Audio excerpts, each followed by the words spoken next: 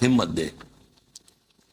خواجہ احد صاحب: The Muslim Ummah is being defamed, crushed all over the world.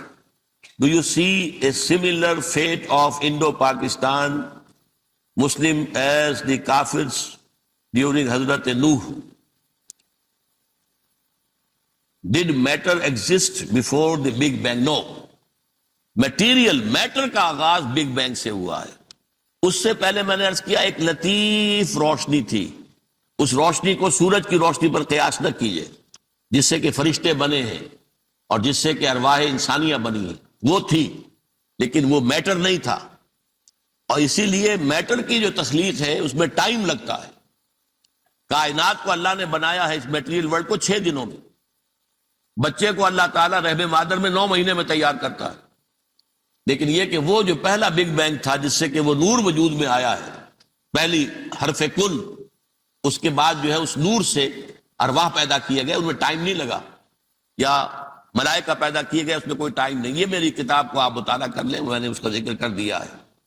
باقی پاکستان کے بارے میں بھی میں نے ابھی عرض کیا کہ ایک چیز کا تو مجھے یقین ہے کہ عالم عرب پر تو اللہ کا بہت سخت عذاب آنے والا ہے اور آ کر رہے گا.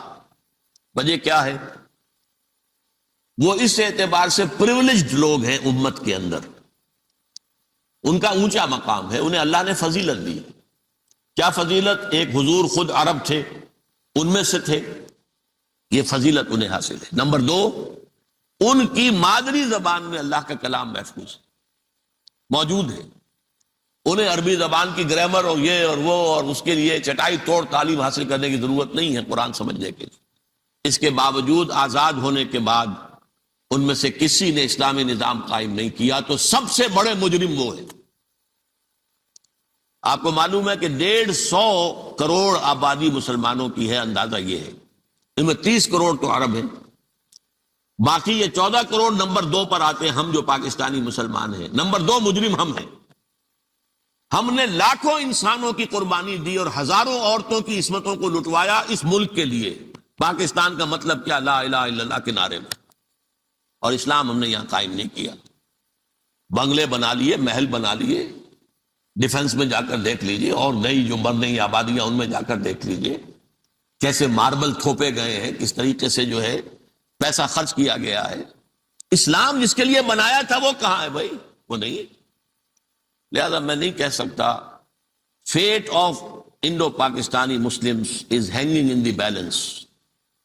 ہو سکتا ہے ہم پر بھی کوئی بڑا سخت عذاب آ جائے اللہ کی طرف سے. آپ دیکھ رہے ہیں پاکستان کی سرحد سے قریب ترین جو 2 صوبے بنتے ہیں ان میں سے ایک پنجاب ہے اور ہریانہ، اس میں تو مسلمان کوئی ہے ہی نہیں.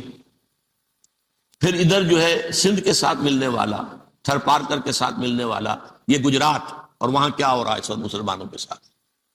اور پاکستان کی سرحد پر جو ہے فوج کھڑی ہوئی ہے، 1 ملین 10 لاکھ فوج کھڑی ہوئی. کیا نیت ہے ان کی ہمیں کچھ معلوم ہے.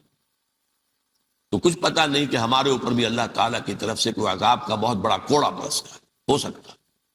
لیکن امید یہ ہے کہ اس کے بعد ہمیں ہوش اللہ تعالیٰ دلا دے گا، اور پھر جو ہے یہ جو عیش کی وجہ سے کچھ مال مست کچھ حال مست جو مستیاں چھائی ہوئی ہیں ختم ہوں گی. تو پھر شاید یہاں پر بہتری کا راستہ نکل آئے اور یہیں سے پھر خلافت کا نظام شروع ہو سکے.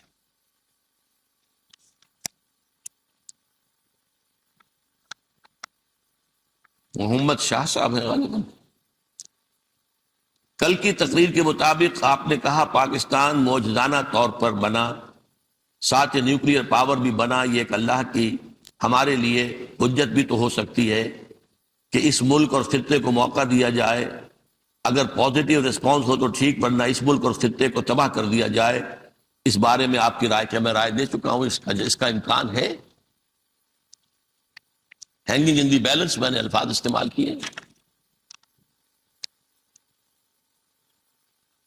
شکیل احمد صاحب: قرآن ایمان لانے میں کتنا اور ایمان بنانے میں کتنا کردار، یا پکانے میں یا اپنانے میں کیا کردار ادا کرتا ہے؟